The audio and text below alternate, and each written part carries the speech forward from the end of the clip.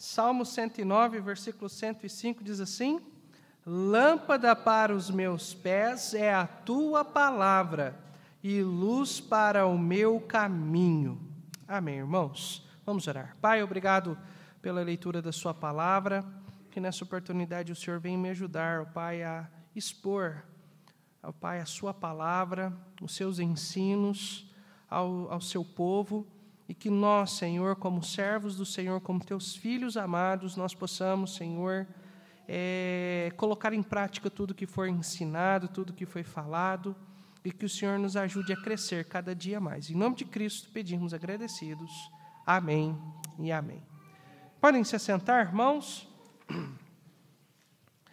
Este texto de Salmos nos mostra que a palavra de Deus é o guia infalível da vida do crente.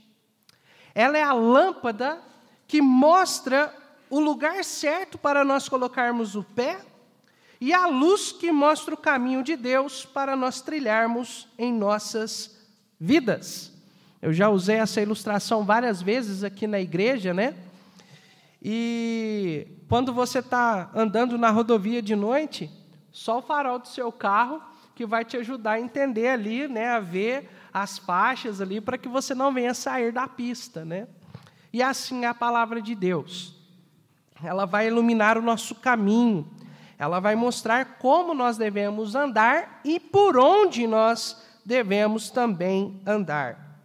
A Bíblia é o guia infalível dos salvos e da Igreja de Cristo, não apenas em questões eclesiásticas e doutrinárias, mas também em princípios e padrões para a nossa vida. E nesse sentido, a Bíblia Sagrada é o manual que nos ensina como devemos pensar, falar, agir, como nós devemos nos vestir, como nós nos devemos comportar para a glória de Deus e para benefício de nós salvos em Cristo Jesus e também da obra de Deus. A palavra de Deus é o nosso guia, o guia infalível dado por Deus a nós. É o nosso manual que nós devemos seguir cada dia mais. Irmãos, e nesta noite, nós iremos ver 3 áreas de nossas vidas que a Bíblia precisa ser o nosso guia infalível. Que nós precisamos deixar a palavra de Deus ser o nosso guia nessas áreas. Caso a palavra de Deus não seja o nosso guia, nós vamos ter muitos problemas. E eu tenho certeza que aqui hoje à noite, ninguém quer ter problemas na sua vida. Nós queremos desfrutar das bênçãos de Deus, amém, irmãos? Pelo menos eu quero. Se possível for, eu quero fugir dos problemas. Mas nós queremos bênçãos. Então, se nós queremos realmente ser edificados nessas áreas, nós precisamos deixar a palavra de Deus ser o nosso guia infalível. A primeira área que quero mencionar é que a Bíblia é o guia da nossa vida individual, da nossa vida pessoal. A Bíblia deve nos dirigir em todas as situações de nossas vidas e nós devemos segui-la em todas as nossas decisões e motivações. Ela é o nosso guia em nossa vida física. A Bíblia nos orienta quanto à nossa comida, como nós devemos comer. Você sabia disso? No Antigo Testamento nós encontramos leis que falavam sobre alimentos que deveriam ser ingeridos e que alimentos que não deveriam ser ingeridos. Depois, lá no Novo Testamento, o Senhor Deus usa esses alimentos para mostrar que em Cristo agora não há mais alimento imundo ou alimento puro.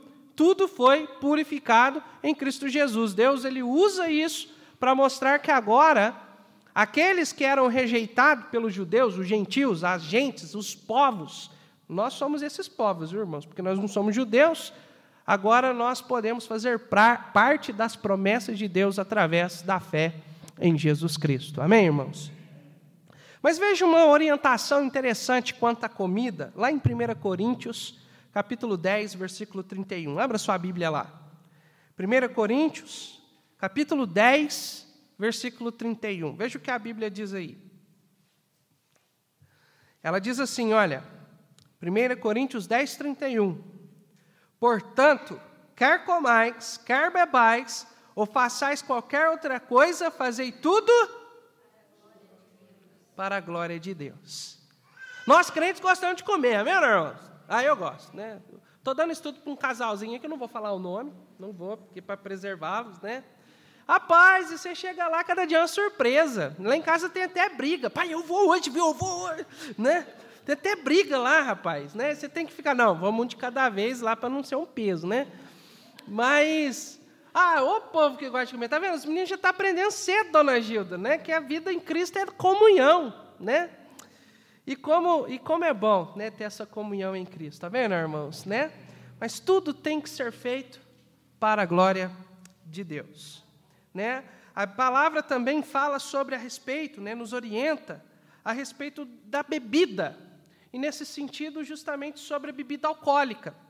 Lá em Efésios 5:18 diz assim: e não vos embriagueis com vinho, em que há dissolução, em que há contenda, mas enchei-vos do Espírito Santo. Nós, como salvos em Cristo Jesus, nós precisamos tomar muito cuidado com relação à embriaguez, ao uso de bebidas alcoólicas. Nós vivemos numa sociedade aqui, irmãos, onde muitas pessoas estão escravos da bebida. Existem vários fatores aqui que eu poderia trazer aqui para os amados, mas, irmãos, a melhor opção quanto à bebida alcoólica é a abstinência de tal. É a abstinência. E nós, como crentes em Cristo Jesus, ao invés de procurarmos ser controlados por esse tipo de bebida, nós precisamos buscar ser controlados pelo Espírito Santo. Amém, irmãos? Ela também fala sobre o nosso comportamento. 1 Coríntios 10:32 diz: portai-vos de modo que não deis escândalo, nem aos judeus, nem aos gregos e nem à igreja de Deus. Ela está orientando com relação à nossa forma de agir, nossa forma de se comportar. Seja em público, seja em casa, na família, sendo na igreja, no trabalho, precisamos nos comportar de uma forma que não escandalize o nome do Senhor, que não desmoralize, que não envergonhe ao Senhor Jesus Cristo. Amém, irmãos? A Bíblia também nos orienta quanto à imoralidade sexual. Abra sua Bíblia lá em 1 Coríntios 6. 1 Coríntios, capítulo 6. Nós vivemos em uma sociedade, irmãos, erotizada. As brincadeiras, as conversas, enfim, a gente sabe, a gente evidencia isso, que a sociedade está erotizada. Mas veja o que o apóstolo Paulo diz aqui, em 1 Coríntios, capítulo 6, versículos 12 a 20. 1 Coríntios 6, 12 a 20. Todas as coisas me são lícitas, mas nem todas as coisas convêm. Todas as coisas me são lícitas, mas eu não me deixarei dominar por nenhuma. Os alimentos são para o estômago e o estômago para os alimentos. Deus, porém, aniquilará tanto um como o outro. Mas o corpo não é para a fornicação ou para imoralidades sexuais, senão para o Senhor e o Senhor para o corpo. Ora, Deus, que também ressuscitou o Senhor, nos ressuscitará a nós pelo seu poder. Não sabeis vós que os vossos corpos são membros de Cristo? Tomarei, pois, os membros de Cristo e os farei membros de uma meretriz? Não, por certo. Ou não sabeis que o que se ajunta com uma meretriz, faz-se com o corpo com ela? Porque diz, são dois uma carne. Mas o que ajunta com o Senhor é o mesmo Espírito. Fugir da fornicação. Todo o pecado que o homem comete fora do corpo, é fora do corpo. Mas o que fornica peca contra o seu próprio corpo. Ou não sabeis que o vosso corpo é o templo do Espírito Santo que habita em vós, proveniente de Deus, e que não sois de vós mesmos? Porque fostes comprados por bom preço. Glorificai, pois, a Deus no vosso corpo e no vosso espírito, os quais pertencem a Deus. É interessante que lá na cidade de Corinto havia um templo dedicado a Afrodite. E Afrodite é conhecida como a deusa do amor. Mas não é o amor que nós estamos aprendendo aqui na igreja, que a Bíblia nos apresenta, mas é um amor depravado, um amor carnal, físico. E lá dentro desse templo, esse templo tinha inúmeras, eu estou com um número de 1000 aqui, prostitutas cultuais, aonde o povo, para prestar culto a Afrodite, tinha relações ali com aquelas mulheres. Uma coisa deplorável mesmo, coisa terrível. O problema é que naquela cultura, irmão Jonas, o povo se convertia, começava a frequentar a igreja.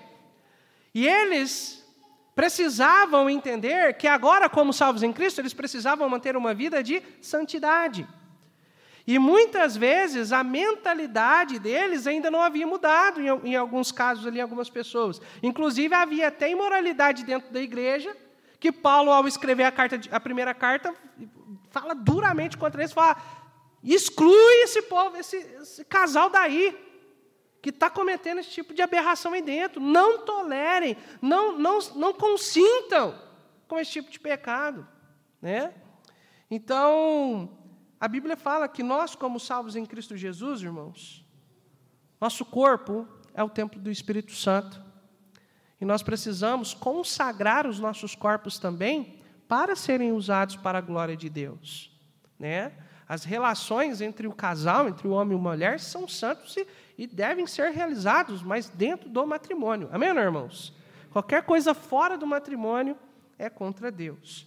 Então, a Bíblia nos apresenta esses princípios com relação à nossa vida física, mas ela também fala alguns princípios com relação à nossa vida intelectual. Você sabia disso? A Bíblia nos orienta com relação à nossa vida intelectual. A Bíblia fala que nós fomos criados à imagem e semelhança de Deus, e nós já falamos aqui que a imagem de Deus, ser a imagem e semelhança de Deus, não implica em uma imagem e semelhança física, mas sim uma imagem e semelhança moral, intelectual, espiritual. E dentre elas está lá a capacidade de escolha, a capacidade de ponderar entre o certo e o errado, de fazer escolhas e assim por diante.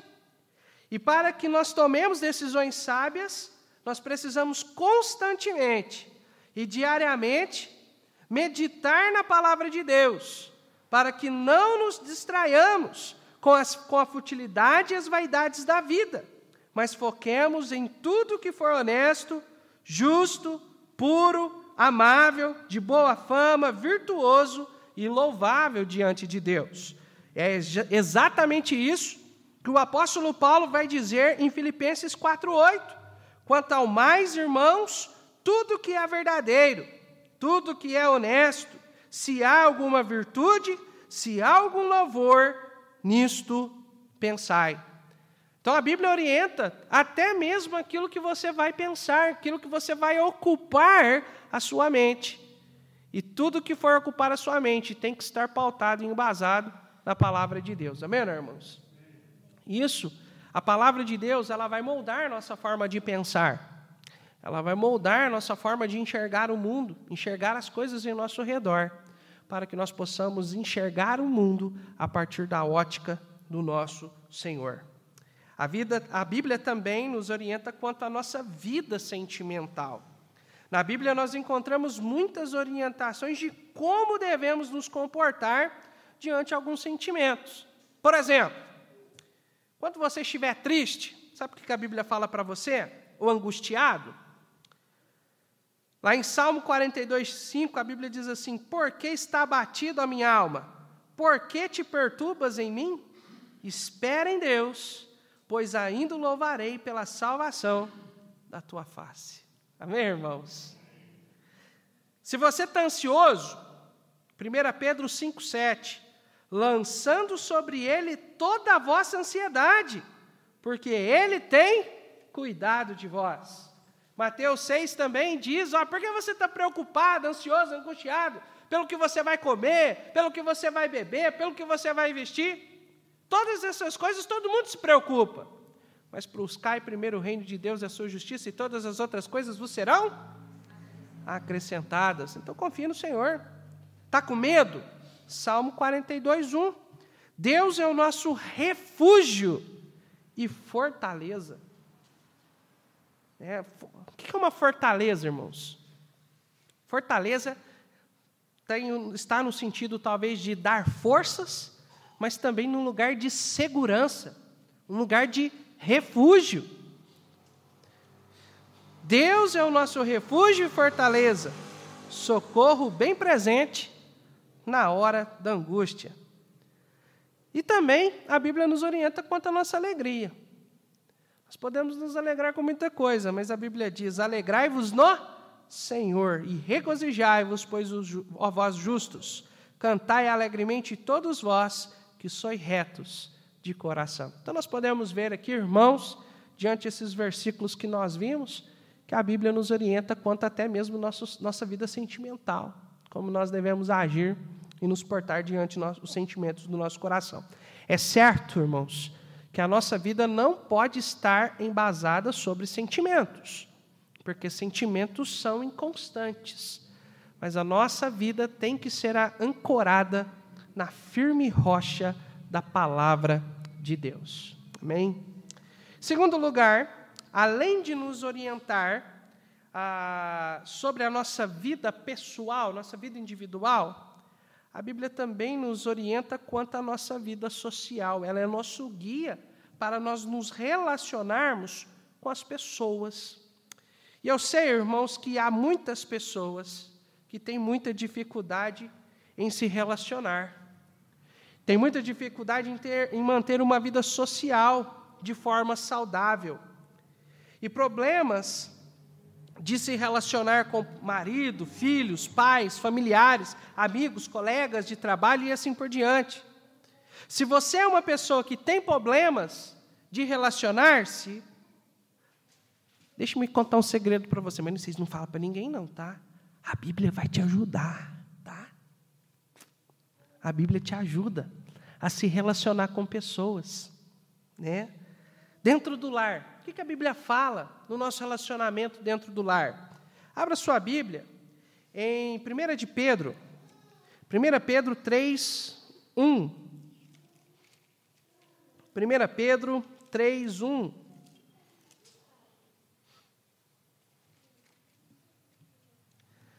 Semelhantemente, vós, mulheres, sede sujeitas aos vossos próprios maridos, para que também, se alguns não obedecem à palavra pelo porte de suas mulheres, sejam ganhos sem palavras, considerando a vossa vida casta, em temor. O enfeite delas não seja no exterior, no frisado dos cabelos, no uso de joias de ouro, na compostura dos vestidos, mas o homem coberto no coração, no incorruptível traje de um espírito manso e quieto, que é precioso diante de Deus. Porque assim se adornavam também antigamente as santas mulheres que esperavam em Deus e estavam sujeitas a seus próprios maridos. Versículo 7. Igualmente vós, maridos, coabitai com elas com entendimento, dando honra à mulher como vaso mais fraco, ou como um vaso mais precioso, como sendo vós os seus cordeiros da graça da vida, para que não sejam impedidas as vossas orações. O que a palavra de Deus está nos ensinando? Mulheres, seja sujeita à autoridade dada a Deus pelo seu marido. E essa sujeição, nós já falamos várias vezes, é respeito. Simplesmente respeite seu marido. E os maridos, amem incondicionalmente suas esposas. Sua esposa, né, no singular, sua esposa, né? E português pega a peça na gente, né, gente? É sua esposa. Ame. E quando há amor e respeito no lar, irmãos, que harmonia que vai ter dentro do lar.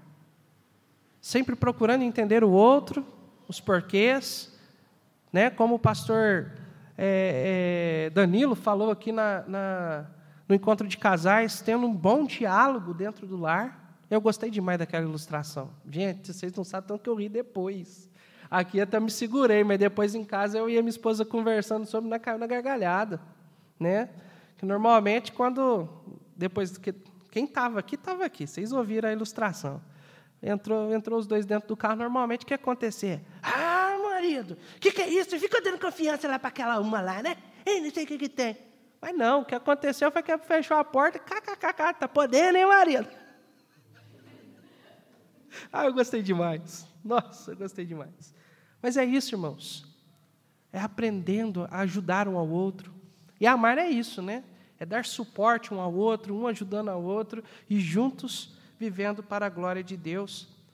Lá em Efésios, capítulo 5, versículo 21, ao capítulo 6, versículo 4, nós encontramos orientações também com relação ao relacionamento entre o marido e a mulher, entre pais e filhos e pais, e também até mesmo com relação ao trabalho.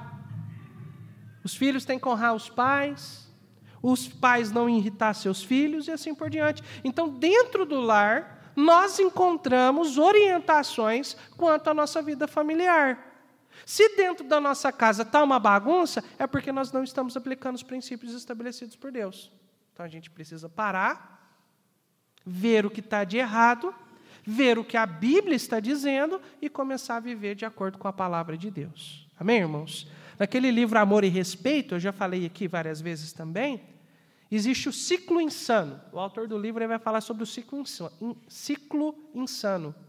Quando não há amor por parte do marido e não há respeito por parte da mulher, irmãos, viu, é um campo de batalha, definitivamente. Quando os dois chegam do trabalho, ou um dos chega do trabalho, na hora que ele abre a porta, ele já se prepara, ou ela, né, já se preparam para a guerra, né, como se tivesse os dois fardados, armados até os dentes, e pronto, vamos para a guerra, cheguei em casa.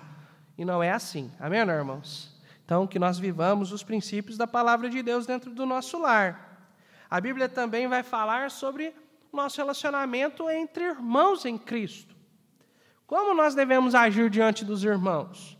Em Colossenses capítulo 3, versículo 12 a 14, diz assim: revesti-vos, pois, como eleitos de Deus, santos e amados, de entranhas de misericórdia, de benignidade, ser misericordioso, ser benigno, né, bondoso, humilde, manso, longânimo, ou seja, tardio em irar, suportando-vos uns aos outros, e aqui suportar não é tolerar, é dar suporte, perdoando-vos uns aos outros. Olha, irmãos em Cristo têm que se perdoarem, amém, irmãos?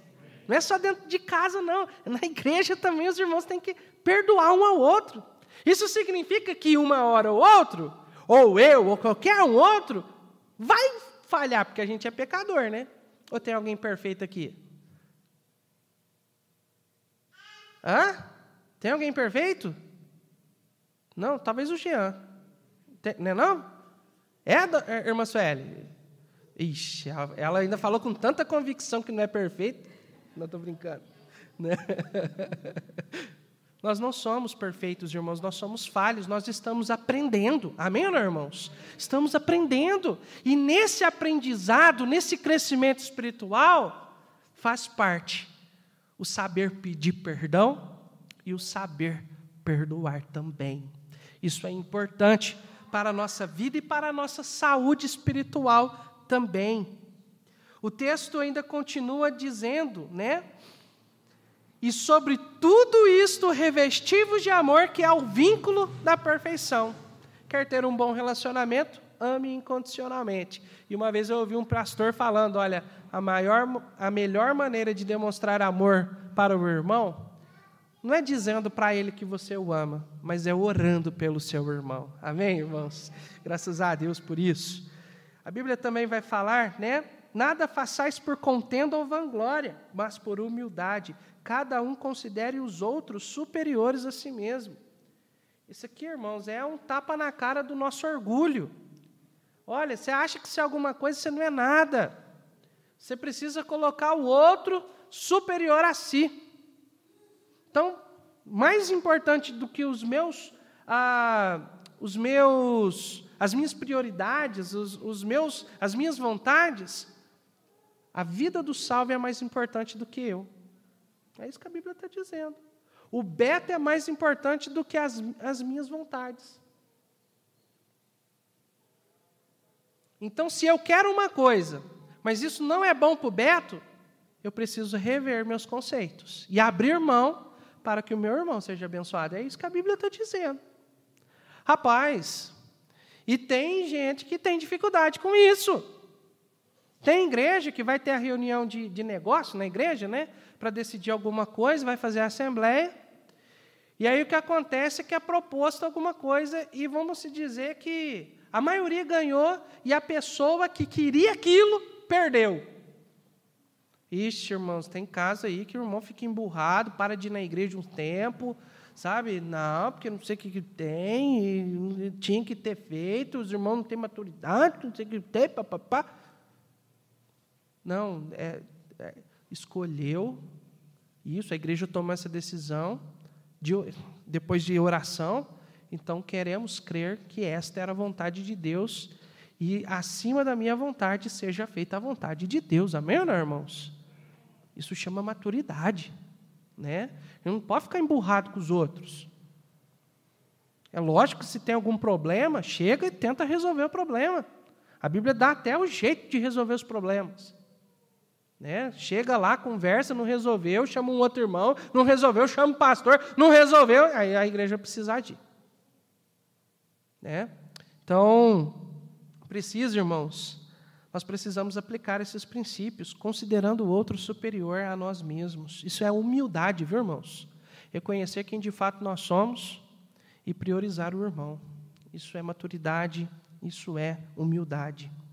Efésios 4, 1-3 diz assim: rogo-vos, pois eu, preso do Senhor, que andeis como é digno da vocação com que fostes chamados, com toda humildade e mansidão, com longanimidade, suportando-vos uns aos outros em amor, procurando guardar a unidade do Espírito pelo vínculo da perfeição. Eu já li o versículo, mas novamente aí para os irmãos, né, irmãos? Então, nosso relacionamento à Bíblia orienta, e nós, como crentes em Cristo, precisamos viver, deixar a Bíblia ser o nosso guia perfeito para as nossas vidas. A Bíblia também orienta sobre o nosso relacionamento com os perdidos. 2 Coríntios, capítulo 6, versículo 14 a 18, fala sobre o jugo desigual, que nós, crentes em Cristo, não podemos manter com ímpios, com pessoas que não conhecem Jesus, um jugo desigual.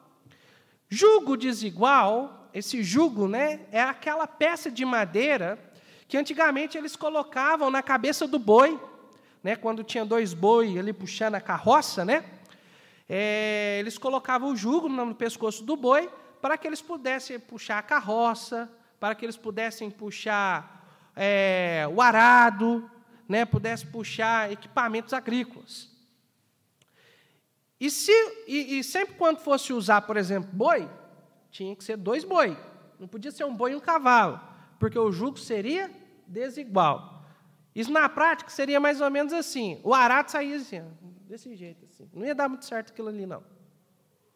Então, Paulo ele vai usar esse princípio da agricultura para a nossa vida espiritual, para a nossa comunhão com as pessoas perdidas. Ele está falando, olha, não entre num jugo desigual com incrédulos. Esse princípio, ele pode ser aplicado em 2 áreas da nossa vida. Primeiramente, casamento. O salvo em Cristo Jesus, nós temos aqui alguns jovens que precisam entender que a decisão do casamento é a decisão mais importante da sua vida depois de Jesus. Porque ele está decidindo com quem ele vai passar o resto da sua vida. Ele está escolhendo a pessoa que vai estar ali com ele nos dias bons e nos dias maus. Então, se ele não souber escolher, ele pode ter problema o resto da vida dele. Ou então até mesmo destruir seu casamento por causa de divórcio. Então é uma decisão muito séria. Então, se o jovem quer ter sabedoria, ele precisa casar com alguém da mesma fé. E de preferência da mesma igreja, né? Da mesma denominação, para não ter problema. Para depois vai casar lá com um assembleiano, né? E depois vai falar, perde a salvação. Não, não perde. Línguas estranhas existem. Não, não existe. Aí vai virar aquela confusão tudo, né? Vai virar uma bagunça, né? Então a gente orienta, né, dentro disso. Mas também, além do casamento, agora quem casou já era. Não tem jeito de fugir, não. Amarrou, já era, né? Casou, uma só carne, agora não separa mais. Não tem jeito. Agora, existe também a questão da sociedade, né? Na nossa vida cotidiana, no trabalho e tudo mais, há oportunidades da gente fazer negócios. E nesses negócios nós temos a oportunidade de fazer associações. financeiras e assim por diante. E diante dessas associações, nós não podemos estar associados com pessoas que não concordam, que não pensam como nós pensamos, que não conhecem Jesus da forma que nós conhecemos. A chance disso dar errado é muito grande.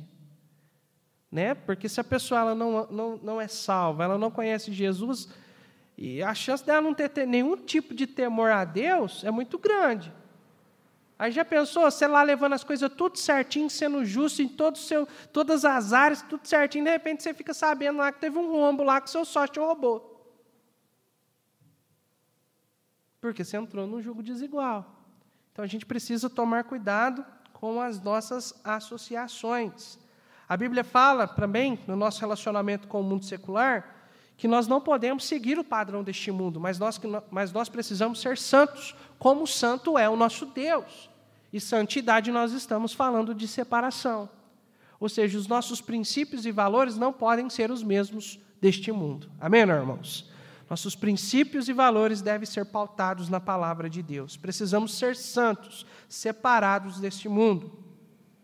A Bíblia fala também, em Mateus 22, 39, que nós precisamos amar as pessoas. Nós não podemos concordar com os seus pecados, mas nós precisamos amar as pessoas. Hoje está uma pauta, né, uma discussão muito grande com relação à homoafetividade. Irmãos, a Bíblia é clara, Deus reprova a relação homoafetiva. Isso é claro nas Escrituras. A gente não precisa brigar a respeito disso. Deus reprova. Mas nós precisamos amar essas pessoas, amém, irmãos? Demonstrar o amor de Cristo para com elas, porque elas precisam de Jesus. E, obviamente, quando a pessoa ela se arrepende dos seus pecados, o Senhor Deus os liberta, os transforma e os faz novas criaturas. Amém, irmãos?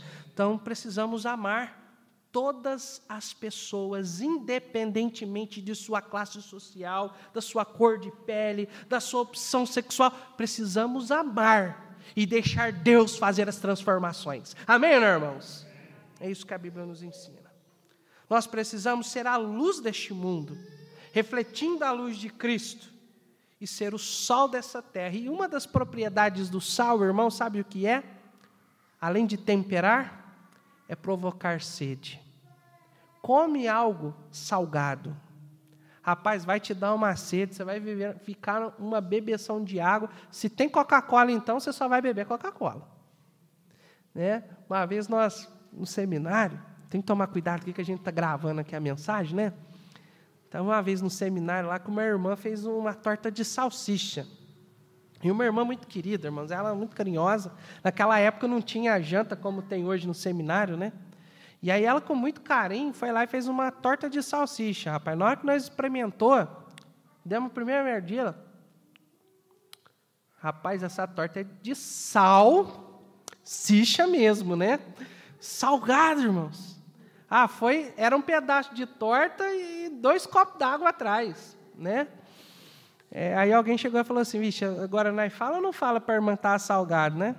Aí o outro virou e falou assim, vixe, o problema é se nós não falar, ela fazer outras igual a essa.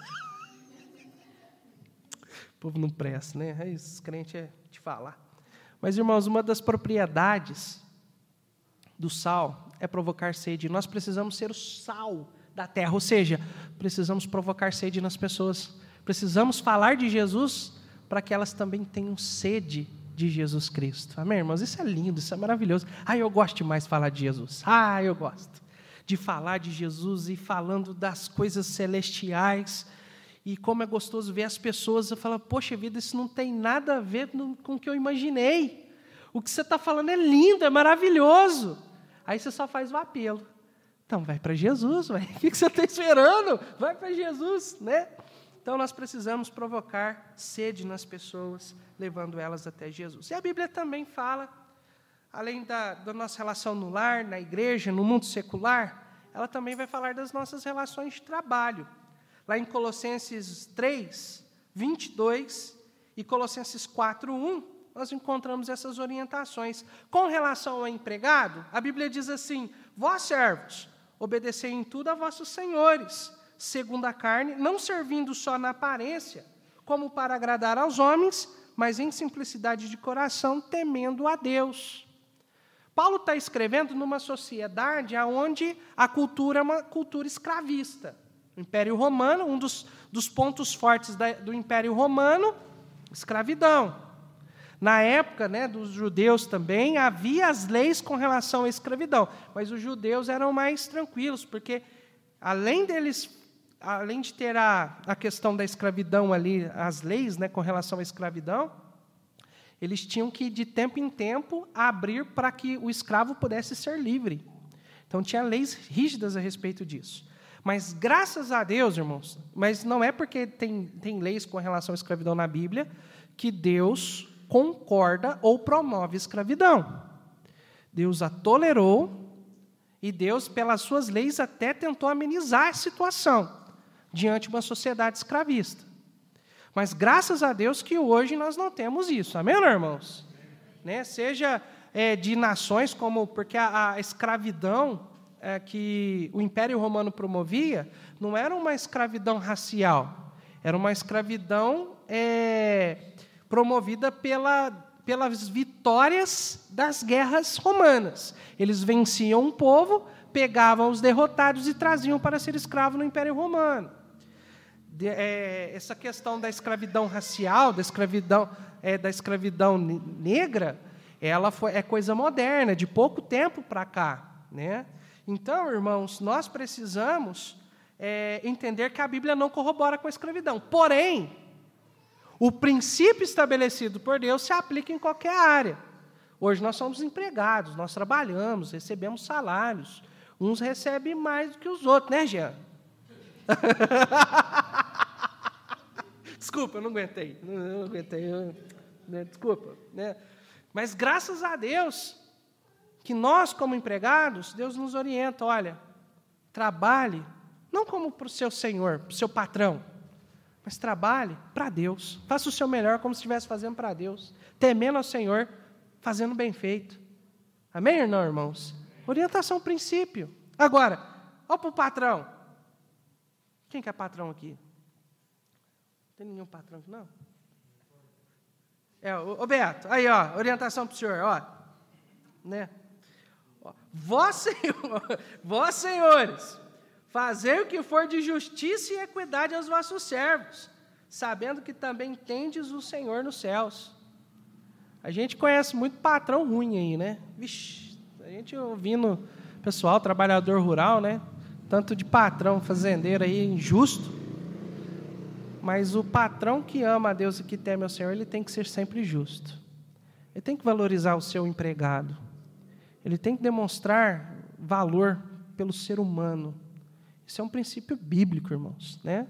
Então, a Bíblia mantém essa orientação para nós, na nossa relação de trabalho, patrão, empregado, empregado, empregador. Quando nós vivemos esses princípios, como há harmonia nas nossas relações, nos nossos relacionamentos. O grande problema do mundo é que o mundo tenta fugir dos padrões estabelecidos por Deus. Quer viver uma vida independente de Deus, por isso que o mundo está como está. Né?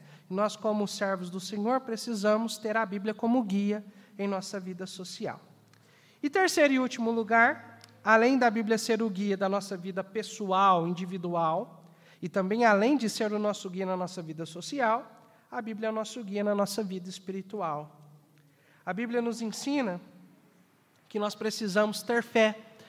Lá em Hebreus, capítulo 11, versículo 1, versículo 6, que sem fé é impossível agradar a Deus. Que nós precisamos ter fé. Mas a nossa fé que nós precisamos ter, irmãos, não é uma fé avulsa, uma fé em qualquer coisa, uma fé mundana, algo parecido com um fideísmo. Não! A nossa fé precisa estar alicerçada no firme fundamento da palavra de Deus. Ela também tem que ser verdadeira e sincera, e, além de tudo, ela tem que ser vivida, praticada. Tiago 2,17 diz, assim também a fé, se não tiver obras, é morta em si mesmo. Eu posso falar que eu sou um crente no Senhor Jesus, que eu creio nisso, eu creio naquilo, mas se eu não vivo, a Bíblia fala que a minha fé é morta. Então, a nossa fé precisa ser viva. Amém, irmãos? E ela vai ser viva quando eu pratico. Quando a minha fé está na minha boca, mas também está nas minhas ações, na minha forma de agir. A Bíblia nos orienta quanto à nossa esperança, que nós não podemos esperar em Cristo apenas nessa vida, mas a nossa esperança, ela é eterna. A Bíblia diz que em Cristo nós recebemos uma viva esperança, e que a nossa esperança está em Jesus Cristo. Abra sua Bíblia comigo, irmãos, em 1 Timóteo 1. 1 Timóteo, capítulo 1, verso 1. Paulo, apóstolo de Jesus Cristo, segundo o mandado de Deus, nosso Salvador, e do Senhor Jesus Cristo, esperança nossa. Tito 2,13 diz, aguardando a bem-aventurada esperança e o aparecimento da glória do grande Rei, do grande Deus e nosso Senhor e Salvador, Jesus Cristo. Irmãos, a nossa esperança é Jesus Cristo. E nele nós aguardamos uma esperança vitoriosa, triunfante. E essa esperança, ela é viva, irmãos, porque ela é certa que nós a alcançaremos. Não é algo que esperamos e que talvez pode acontecer. Não. O que a Bíblia diz é certo que vai acontecer.